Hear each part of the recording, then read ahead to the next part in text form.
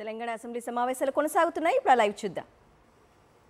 లక్షలాది మంది నిరుద్యోగ యువకులకు ఒక సాంకేతిక నైపుణ్యం నేర్పించి ఈ రాష్ట్రం ఈ దేశంలోనే కాదు మిడిల్ ఈస్ట్ కంట్రీస్ నుంచి వివిధ దేశాలకు వెళ్ళి ఉద్యోగ ఉపాధి అవకాశాలు పొందాలి అని చెప్పి అక్కడ స్కిల్ యూనివర్సిటీతో పాటు ఇతర దానికి సంబంధించిన నైపుణ్యం కలిగిన విద్యా అవకాశాలు కల్పించే యూనివర్సిటీలకు నేను అక్కడ అవకాశం ఇస్తానని చెప్పిన అధ్యక్ష.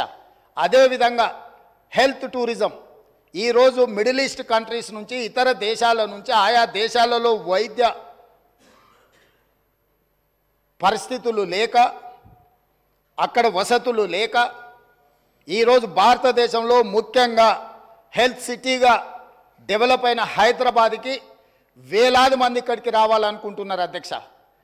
ఈరోజు ఇక్కడ ఉన్న అంతర్జాతీయ ఎయిర్పోర్ట్ నుంచి బంగ్లాదేశ్కో మిడిల్ ఈస్ట్ కంట్రీస్కి డైరెక్ట్ ఫ్లైట్ ఉంటే ప్రతిరోజు వేలాది మంది ఈరోజు ఇక్కడికి వచ్చి వైద్యం పొందాలి అని వస్తున్నారు అధ్యక్ష. అందుకోసం నేను హెల్త్ టూరిజం హబ్ను తయారు చేసి అక్కడ ఒక 1000 ఎకరాల ప్రపంచ స్థాయి వైద్య సౌకర్యాలను ఏర్పాటు చేసే సంస్థలను పిలిచి ఇక్కడ హైదరాబాద్ నగరంలో ఉన్న పెద్ద పెద్ద కార్పొరేట్ ఆసుపత్రులతో పాటు పేదలకు అతి తక్కువ ధరతో వైద్యాన్ని అందించడానికి అన్ని రకాలుగా ఎన్నెన్ని డిసీజులు ఉన్నాయో వాటన్నిటి కూడా స్పెషలైజ్డ్ హాస్పిటల్స్ ఏర్పాటు చేయాలని అక్కడ మేము నిర్ణయం తీసుకున్నాం అధ్యక్ష.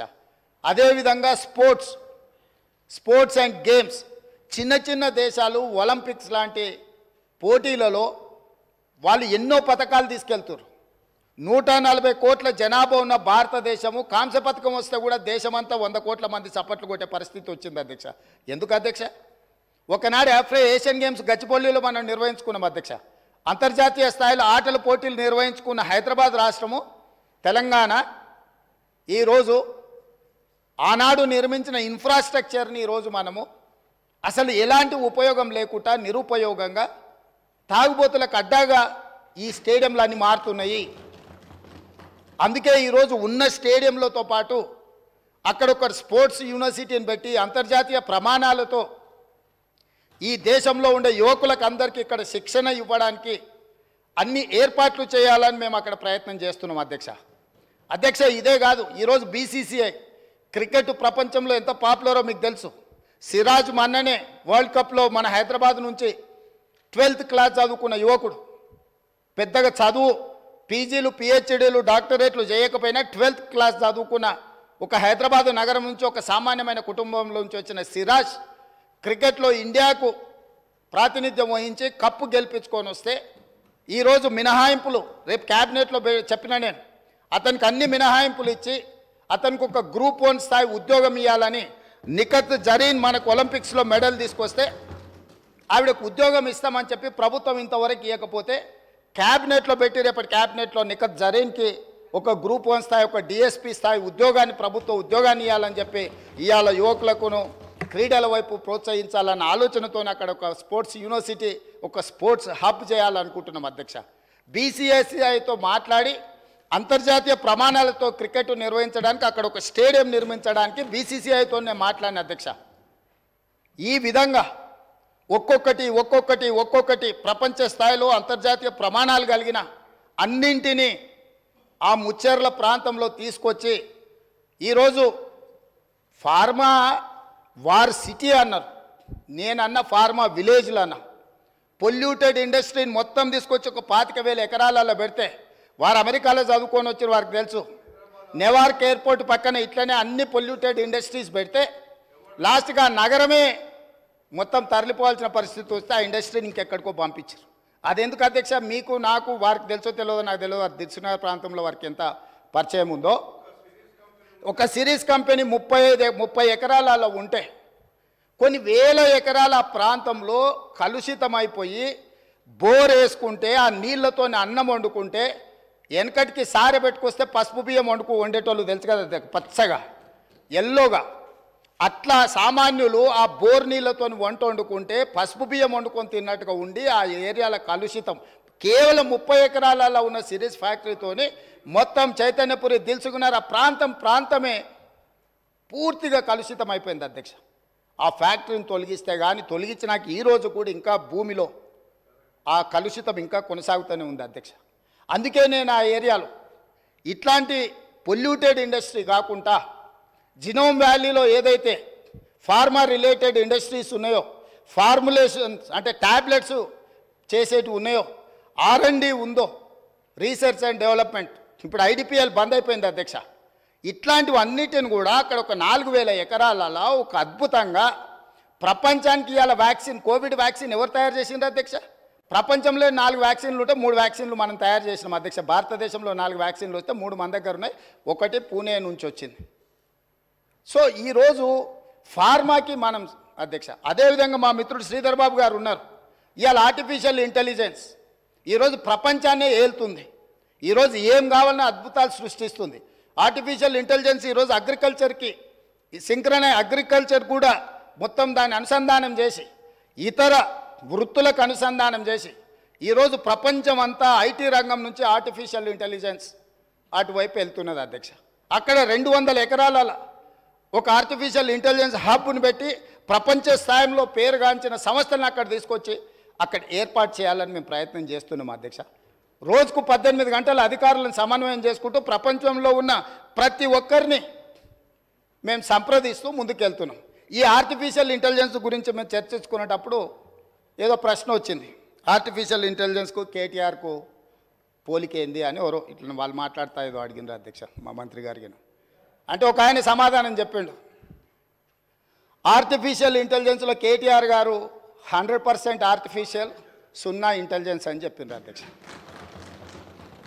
సో ప్రభుత్వం చేస్తున్న పనులను మీరు ఎప్పుడైనా మీరు అడగొచ్చు, మీరు చెప్పొచ్చు, మీరు ప్రభుత్వం చేస్తున్న పనులను వివరాలు తెలుసుకోవచ్చు. ప్రతిపక్షం చెప్పడానికి మాకేం అభ్యంతరం లేదు.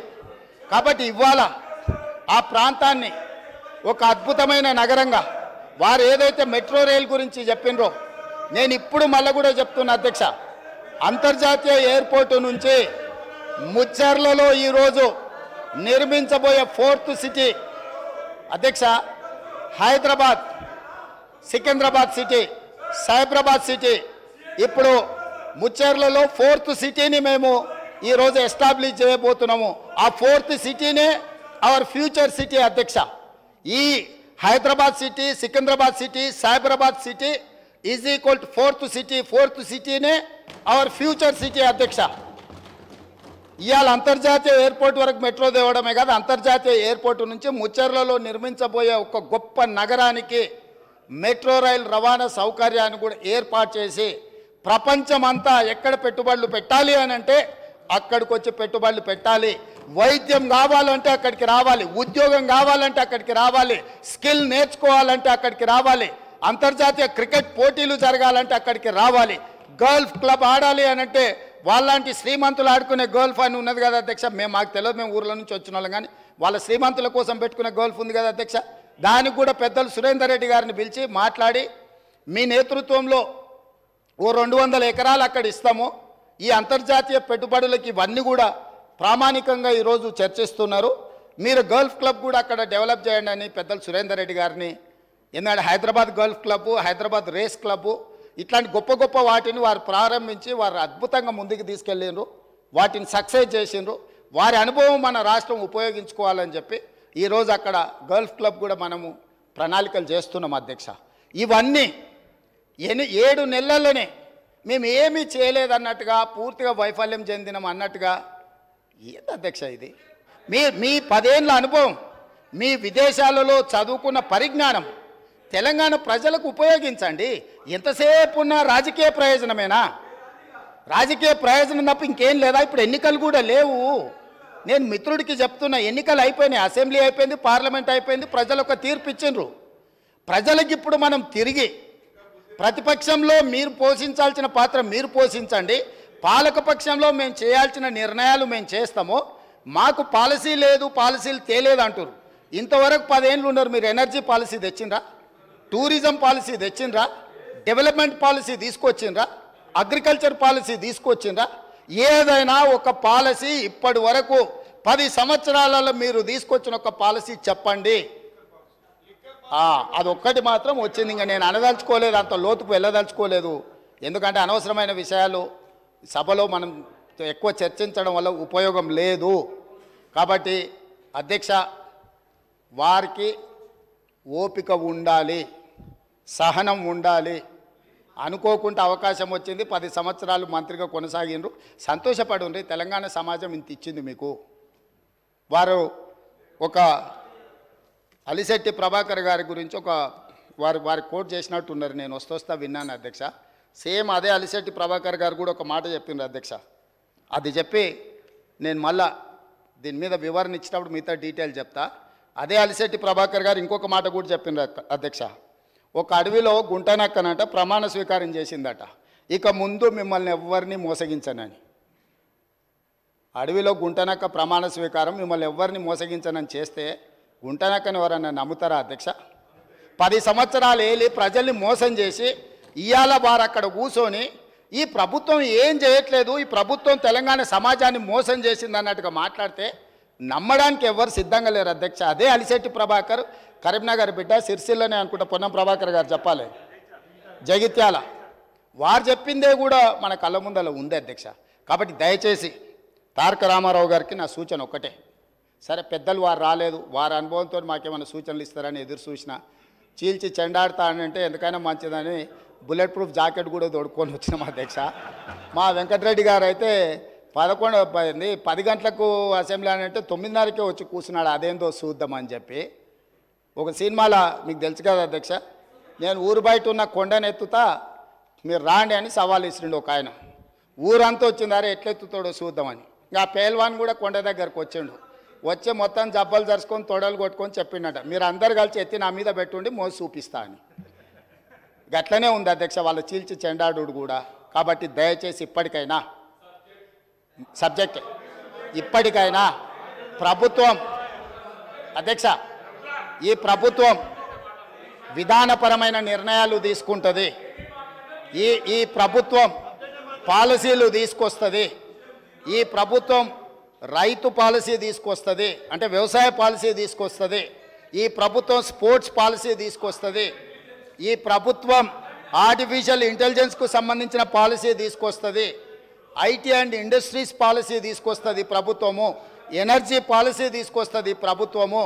మేము తీసుకొచ్చే పాలసీలల్లా మీరు సలహాలు సూచనలు ఇవ్వండి. ధరణి మీద కూడా మేము పాలసీ తీసుకొస్తాం. ఇవాళనో రేపు మా రెవెన్యూ శాఖ మంత్రి గారు ఇప్పటి వరకు చేసిన ఎక్సర్సైజ్ అంతా ధరణి రిలేటెడ్ కూడా, దానికి సంబంధించి ఏమేమి విషయాలు పాలసీ మేము తీసుకురావాలనుకుంటున్నాం తప్పకుండా మా మంత్రి గారు చెప్తారు.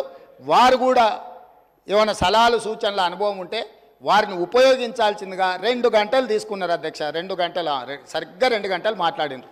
2 గంటలల్లా ప్రతి విషయం రాజకీయ కోణంలో విషం జిమ్ముడు తప్ప రాష్ట్ర ప్రయోజనాల కోసం వారు ఏమైనా సూచన చేసిండ్రా? ఇట్లా ఉంటే ప్రజలు అక్కడ కూడా ఉండనియరు అధ్యక్ష. కాబట్టి ఇప్పటికైనా ఏమైనా సూచనలు చేస్తే తప్పకుండా, ఎందుకనంటే వాళ్ళు 10 years ప్రభుత్వంలో ఉన్నారు, తెలంగాణ స్థితిగతులు ఆర్థిక వనరులు వాళ్ళకి తెలుసు. కాబట్టి డెఫినెట్గా వాళ్ళ ఎక్స్పీరియన్స్ నుంచి రాష్ట్రానికి ఏదైనా ప్రయోజనం ఉంటే డెఫినెట్గా తీసుకుంటాము. చివరిగా ఒకటే ఉదాహరణ, 95 నుంచి 2004 వరకు చంద్రబాబు నాయుడు గారు కొన్ని విధానాలు తీసుకొచ్చిండు. 2004లో కాంగ్రెస్ పార్టీ అధికారంలోకి వచ్చిన తర్వాత చంద్రబాబు నాయుడు గారి మీద కోపంతోనో ఇంకొకరి మీద కోపంతోనో ఆ విధానాలని మార్చలేదు అధ్యక్ష. వాటిని ఇంకా పెంపొందించి విస్తరించి ప్రణాళికబద్ధంగా దాని మీద మెరుగైన విధానాలు తీసుకొచ్చి అభివృద్ధి చేసింది. కాబట్టి హైదరాబాద్కు మెట్రో వచ్చింది, హైదరాబాద్కు ఔటర్ రింగ్ రోడ్ వచ్చింది, హైదరాబాద్కి అంతర్జాతీయ ఎయిర్పోర్ట్ వచ్చింది, హైదరాబాద్కి ఐటీ కంపెనీలు వచ్చినాయి, హైదరాబాద్కు ఫార్మా కంపెనీలు వచ్చినాయి, హైదరాబాద్కి గోదావరి జలాలు వచ్చినాయి, హైదరాబాద్కి కృష్ణా జలాలు వచ్చినాయి అధ్యక్ష. వాళ్ళు నిజంగానే ఉపయోగపడే పాలసీ ఏదైనా తెస్తే కొనసాగించడానికి అభ్యంతరం లేదు. మేము తెచ్చిన పాలసీల మీద వారేమైనా సూచన చేస్తే సహేతుకమైన సూచనలు సలహాలు తీసుకోవడానికి కూడా మా ప్రభుత్వానికి ఎలాంటి అభ్యంతరం లేదని తమ ద్వారా ప్రతిపక్ష నాయకులకు నేను చెప్పదలుచుకున్నా అధ్యక్ష.